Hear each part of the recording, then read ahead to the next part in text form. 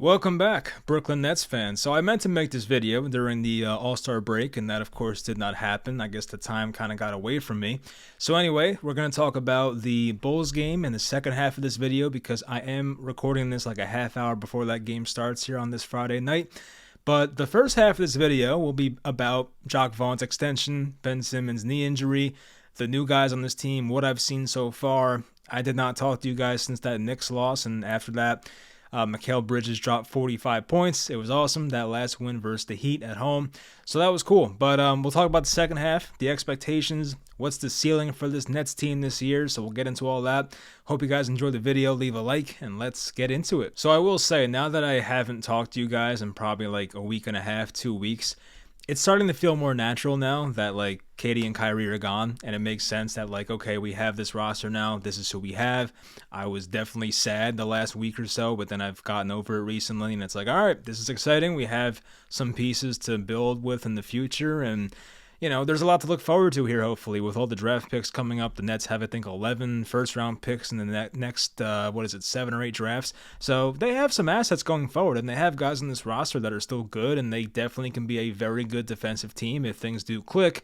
Now, of course, part of that is Ben Simmons, and if he can really get back to what he was, or even like 80% of that, because if this team had the 76ers Ben Simmons, I would feel much better about their potential ceiling. Like right now, I will say, I guess this team could get out of the first round if they played the right team in the first round. Like if they played like the Cavaliers or somehow played Miami or something, I can see them getting out of the first round. But the Nets will probably be underdogs in the first round. Probably, right? I would assume that's how it's going to be unless there's like injuries or something. I don't know. But they could get to the second round. But if Ben Simmons continues to play like this for the rest of the year, and it's not like we have a reason to think otherwise, this team probably has a second round ceiling, which, hey, that's an improvement from last year, but you do want championships, you do play for that, but it is kind of the first year of a rebuild, if that makes sense, or even the first half year of a rebuild or retool, however you want to word that. So they have interesting guys, though. I mean, you go down the list, they have the height, the length, you have Nick Claxton. Hopefully Ben Simmons gets back. And I mean, people are talking about shutting down Ben Simmons. I'm not there yet. I think you give him this knee injection. You see how it goes. I mean, I remember one time, I think Darren Williams, back in his like earlier days in Brooklyn, not New Jersey, but Brooklyn, when he had his ankle issues, they gave him some type of ankle injection or something, and he had a great second half of the year. So it might have been the first year in Brooklyn, now that I'm thinking about it. But anyway, sometimes when you give these guys these injections, it works out. So I'm hoping that this is, the case for Ben Simmons, and I don't know whether his confidence is shattered or if he's just not right physically. Hopefully it's just a physical thing, and once his knee is right, he'll be okay, but I can't really bank on that. But I'm not at the point yet where I want to shut down Ben for the season, so we're going to see how that plays out. Right now, it seems like Daron's the backup 5. I mean, especially with Ben Simmons out, that's who's going to be there, so that is what it is. Yuta Watanabe, I mean, he made some nice shots against the Heat. He made a contribution, but still he's going to be behind guys like Cameron Johnson, Finney Smith, and Mikal Bridges. So speaking of the Twins, you have Cam Johnson, you have Mikal Bridges. A big question for Nets fans has been like, what is Mikal Bridges' ceiling? And you see the comparisons of baby Kawhi Leonard and things like that. And of course, I wish we acquired Mikal when he was younger. I mean, he's 26. That's my age, so I'm hoping that's still young in most people's eyes. But Mikal definitely has never been in a spot like this where he can be the main guy. And I think he even admitted today on it might have came out yesterday. It might have been today, though. The JJ Redick podcast, Old Man in the Three.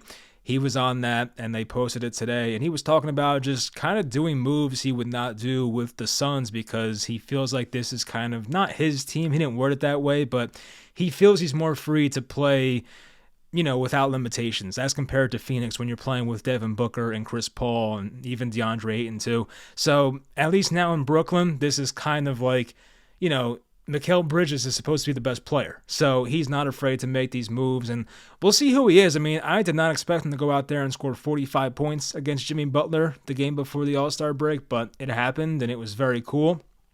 We saw some really nice mid-range pull-up shots. We saw some floaters in there, taking guys off the dribble, which was not really a huge part of his game in Phoenix. more of a catch and shoot guy, of course, pull up jumper type guy, but when he can pull up off the dribble or take guys to the rim off the dribble, like that is stuff you want to see right there from Mikal Bridges. He has the length. He's a great defender. We know that. So, maybe a baby Kawhi Leonard is not the best comparison. That might be a little too, reaching too much. But hey, it's not impossible. This is the first time he's in this situation as the main guy, and we'll see how far it goes. Cam Johnson, he's a guy who, since he's been a net so far, has not shot the ball that great. I feel like he's had a lot of 2-for-6s, 2-for-8 type games from three, and he's a better shooter than that, so he'll get better at some point. But so far, I've liked him as a player. He definitely looked great in the Heat game. I think he scored somewhere in the low 20s, 22, 23 points. He had that ridiculous backwards layup. It was like the Jason Kidd play against the Bulls back in 2006. It was behind his head. He somehow made this crazy layup. So that was great to see from Cam Johnson. But he's also a good shooter. We know that he can kind of operate in that mid to low post area, back some guys down. I think he made a shot against Jalen Brunson, backing him down in the Knicks game. So that's stuff like that. I'm seeing more from these guys that you kind of saw in Phoenix, and it's a great thing to see. When you get the opportunity, you got to see how they're going to run with it and how they're going to play differently. And so far, Mikal and even Cam Johnson are showing us things now that we haven't really seen before. We knew they were excellent role players coming over, but we didn't know their ceiling just yet. And both guys are, I think, 26 years old, yeah. So both are 26. I mean, there is room to grow, so we'll find out what happens here. But I do like what I've seen from both of these guys so far, especially when Cam Johnson's three-point shot gets more consistent with the Nets. Dorian Finney-Smith has been, I would say, a little disappointing so far, but guys, it's a 4-game sample size. Let's not freak out about it. But Dorian's made some electric plays. He had that great dunk in his first game, and very likable teammate, awesome guy. It seems like he's I was gonna say a try-hard on defense, but he's very good on defense. Gives maximum effort. I like that type of stuff. He's another guy who you add that wing presence, 6'7", 220. Has the long arms, can jump out of the building kind of. He doesn't have Gerald Green type bounce, but he's a pretty good dunker. So I do love that. And his 3-point shot has been a bit inconsistent this year. That's the thing about him. So we're going to see how that comes along the rest of the year. But if that gets more consistent, then all of a sudden Dorian Finney-Smith becomes a much more attractive piece, whether you want to trade him in the offseason or build with him in the future. He's 29 right now, so we'll see if he's part of the future plans. Royce O'Neal, we know about him, not much to say. Joe Harris is interesting. Joe Harris, I think the past, 3 games or so has been unbelievable. Ever since Durant got traded, Joe Harris was kind of just 2019 vibes. I'm back. And Joe Harris has he made 6 threes in 2 straight games. And then I think he made a couple big shots in the Heat game too. So Joe Harris, he's been really good the past 3 games. So, maybe he's getting healthier finally with the ankle. He's still not good on defense. He's getting cooked a lot on defense. I hate seeing that for Joe because it's sad. Joe was never that bad on defense, but the man's body is just not right. The botched ankle surgery is probably doing him dirty. So I feel bad for Joe, but if he's making his shots, from 3-point range at a 45% clip, he'll play. So Joe Harris has a role if he's making his shots. Spencer Dinwiddie, we know about his game. As I've said before, I might have said this in Spaces or I might have said it on here, but Spencer's a better player than he was back in 2017, 18, 19. You can tell he's a better player. So for Spencer, he's worked on his game ever since being, especially in Dallas, but even Washington. He's a better player than he was the first stint in Brooklyn.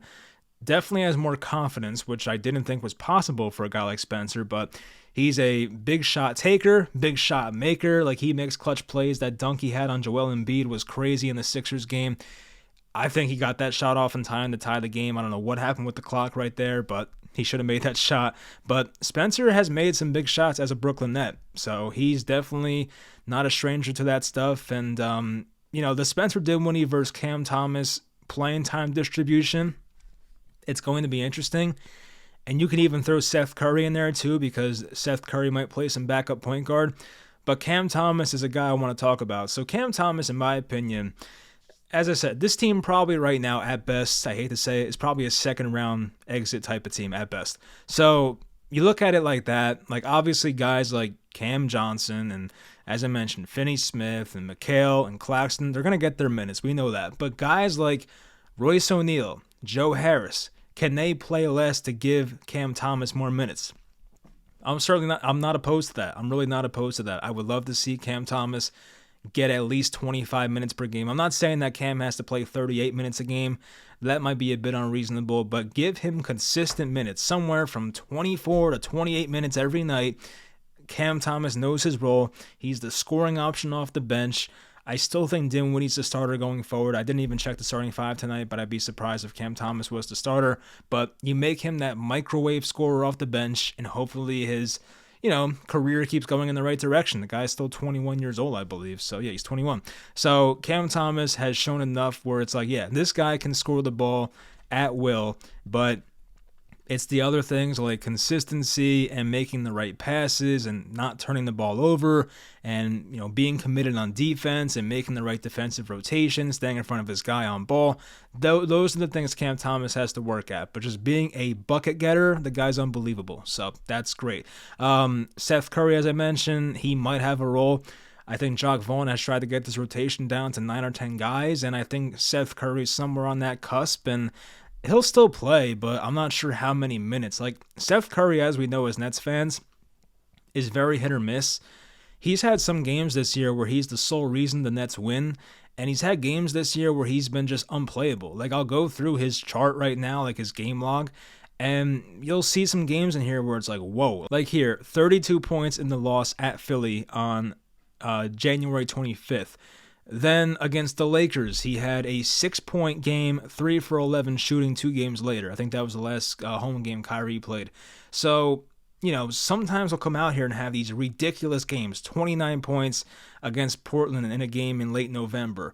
And then he'll have games where he's 0 for 5 and 0 for 3, 1 for 7, like 1 for 4. He's just inconsistent for the most part. But Seth is a guy who, as we know, can come off the bench and give you a random 25. And that's important. Like, you have to play those guys and at least see if it's their night. I don't think that Seth Curry should be getting DNPs. He's way too good of a shooter for that. And even the Heat game, this is the last game they played. This is a very recent example. He only played 10 minutes and he had 0 points on 0 of 3 shooting. So that type of game, he was very ineffective and just looked terrible. So a guy like that should be able to play at least 10 to 15 minutes a game. You see if it's a good shooting night. If it's not, you just put him on the bench and say, hey, go get him next time. A guy like Patty Mills, I don't really want to see him play. I think sometimes they have a Patty Mills infatuation, so they might play him at some points. Edmund Sumner's interesting. He's a guy that I think is built for specific matchups. In times where you just need that defensive length and a guy that can just drive to the basket and put pressure on a slower defense that's not good at moving their feet. Edmund Sumner's a good guy for that. So he's a good guy to have on the bench. So, he's not the best shooter as we know. He's not the most consistent player as we know. But, Ed's had some moments this year. So hopefully he does get some burn at some points. But he's definitely not going to be consistently in the rotation getting 20 minutes a night. I don't see that being the case unless there's injuries. So hopefully there's not. But back to Jacque Vaughn. I kind of wanted to go to that at some point. But he is now the Brooklyn Nets coach based on his contract, I think through 2026. I'll look at the exact years real quickly, but Jacque Vaughn, of course, was given the interim tag. The Nets were in talks with Ime Udoka. Those kind of fell through, so that didn't happen. And then they signed him to be the head coach through next year, so finishing out the 2023/24 season.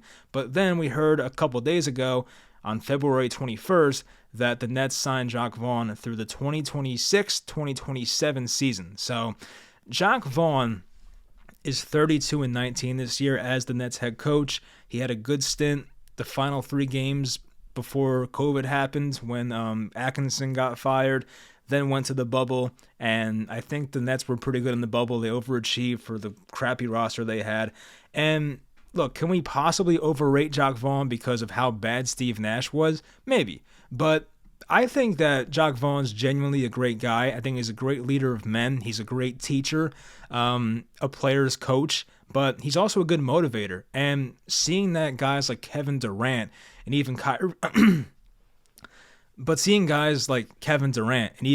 Irving really, really respect Jacque Vaughn, that catches my attention because those guys have been around tons of coaches, not just the NBA, but middle school, high school, college. Like those guys have been around so many coaches. They've been NBA veterans forever.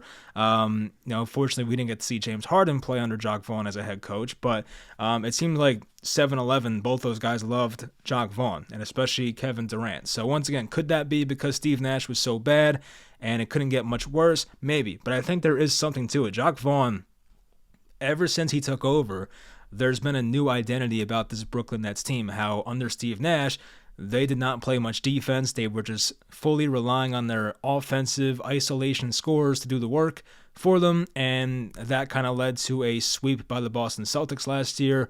That led to some disappointing basketball and games they shouldn't have lost. But then Jacque Vaughn took over after a 2-6 start, I believe it was, and the Nets have been 32-19 under him being the head coach. So, Jacque Vaughn, look, as I've always said, I would definitely have preferred Ime Udoka, but I guess there's too many off the court issues and whatever happened in Boston last year. There's too much going on there. So the Nets did not get involved in that situation, but I think right now he's probably their best option, Jacque Vaughn. Sometimes Jacque Vaughn does annoy me. He does play Patty Mills when I don't want him to. He might be a bit, he'll play smaller lineups, but some of that as well is a Sean Marks problem. Like, Sean Marks does not give him the ingredients to cook. I mean, he gives him these small players, and Day'Ron Sharpe's your backup center, so I kind of get it, but there are times I wish he would go at it with different lineups. I hate when he plays like the lineups of Seth Curry and Cam Thomas and some other small guy. Like, we've seen this in the Celtics series last year. You have to have a pretty big lineup out there at most times, so you can't go out there with those lineups expecting it to work. But now they have so many wing guys from 6'5 to 6'9, 6'10 that hopefully we avoid that problem going forward. So much of this Nets season is going to be coming down to how is Nick Claxton without the superstars. Nick Claxton and Kyrie had a great chemistry before Kyrie left, and even Kevin Durant and Nick Claxton were great together. Nick Claxton and James Harden had their moments together. So how is Nick Claxton away from the stars? Claxton was definitely a bit fatigued up until the break, so hopefully this week and a half rest worked out for him. Ben Simmons is the other big question mark. What does he look like when he comes back? Does he even come back? I don't know for sure. So, that's definitely going to be interesting. And if he does come back and looks great, that could possibly put the Nets into Eastern Conference Finals contention. But there's like a 1% chance at this point that we see the Philly version of Ben Simmons ever happen this year. Maybe in the future, like hopefully next year, but it's probably not happening this year unless that shot he's getting in his knee is like just magic and it's a cure. So I'm not expecting that though. Anyway, so you have Claxton, Ben Simmons, and I will say the other guy, and I guess there's probably two more.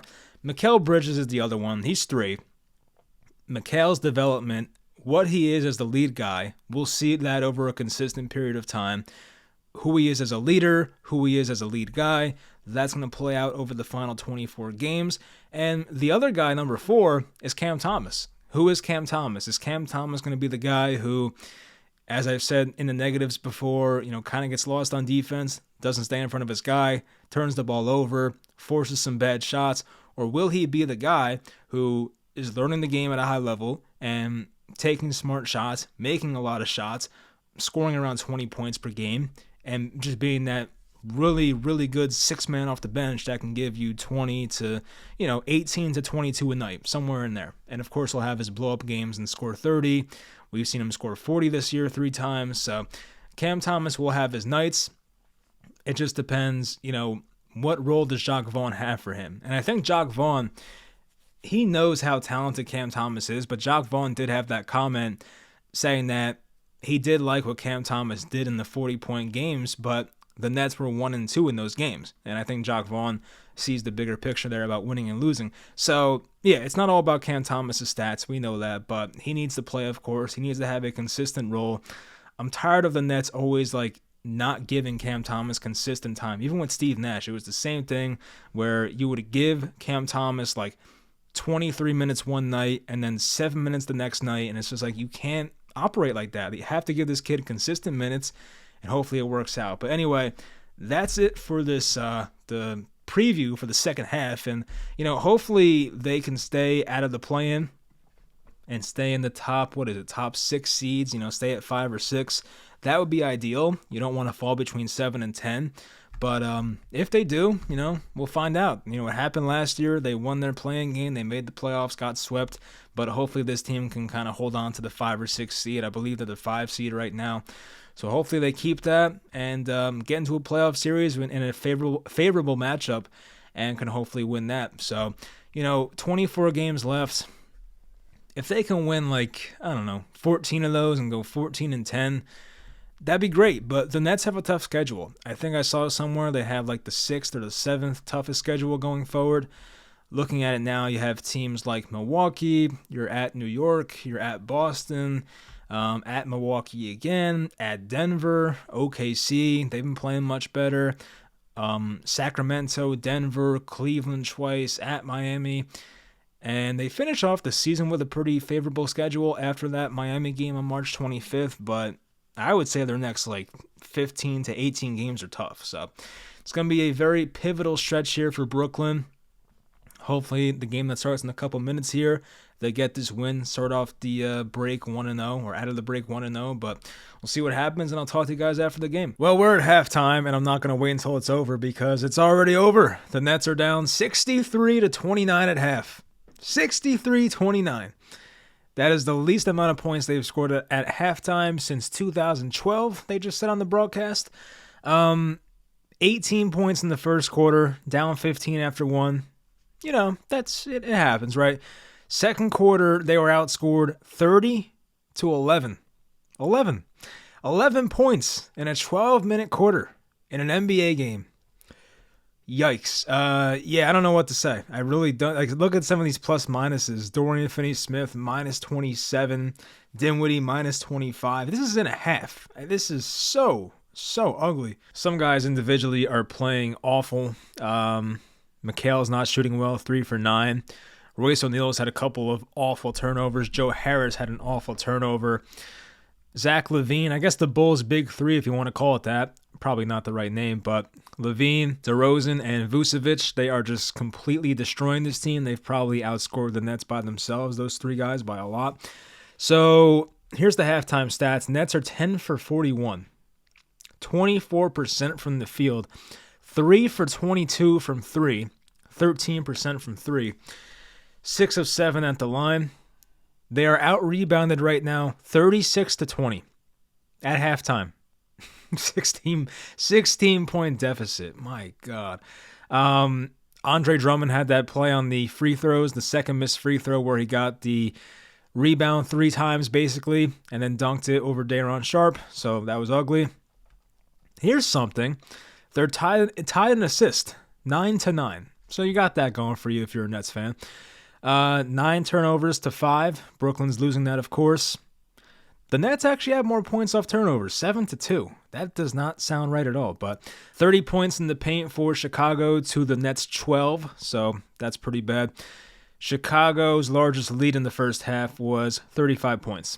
So, this is pretty ugly. What's 63 minus 29? What's the score right now? 63, not good at math, sorry. 63 minus 29, 34-point deficit at halftime. So, unless there's some type of 2019 at Sacramento type comeback, this game is over. I don't really know what else to say. I mean, this is ugly.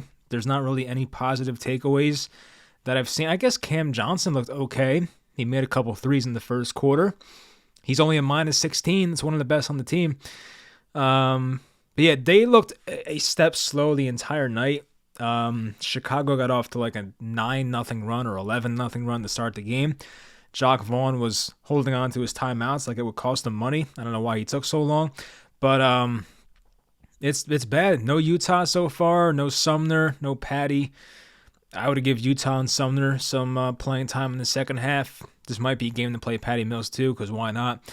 Looking at DeRozan, he's 6 of 10, 13 points. He's been cooking. Zach LaVine, who has killed the Nets a lot recently, I feel like 7 of 10, 18 points.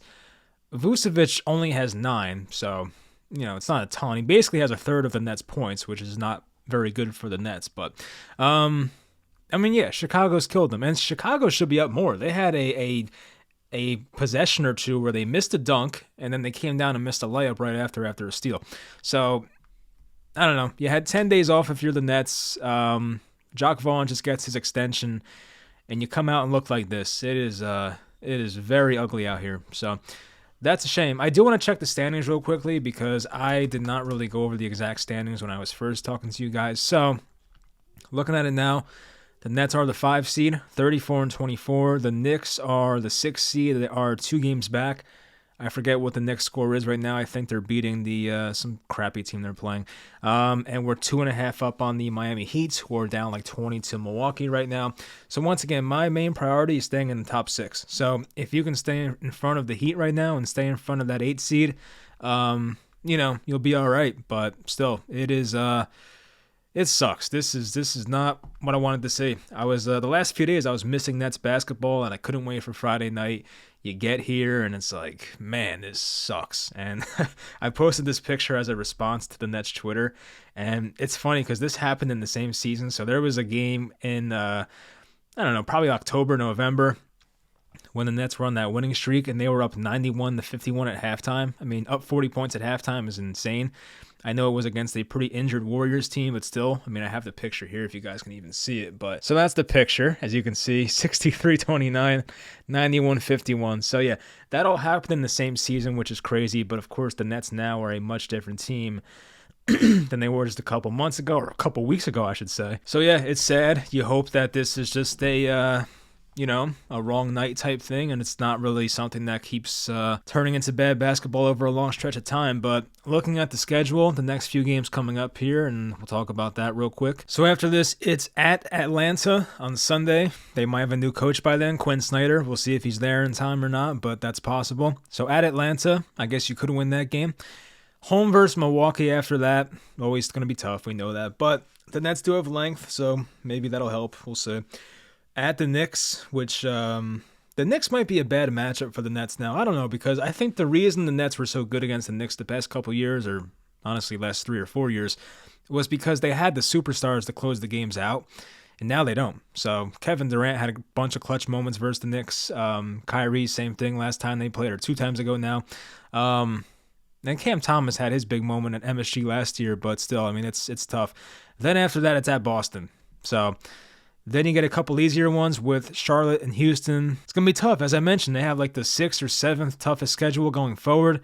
Tonight was a winnable game. I mean, I know Chicago were like 2-point favorites, but this was a game that should have came down to the last, few minutes of the 4th quarter, and was over by the middle of the 2nd quarter. So it's pretty sad, but hopefully next time on Sunday, 3 o'clock, they come out and hopefully don't stay out in Atlanta too late on Saturday night, and then come out and get that win. But yeah, this was a pretty awful performance, but it is what it is. I hope you guys enjoyed the video. I'll try to talk to you guys, if they have a win Sunday, maybe we'll talk on Sunday, have a quick turnaround.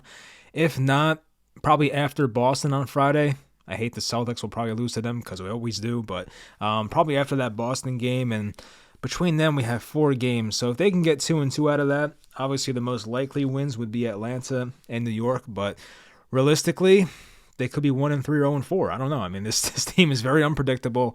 I don't know what to think about them because, ever since they made the trades, I mean, they had the Knicks game where they got blown out at MSG.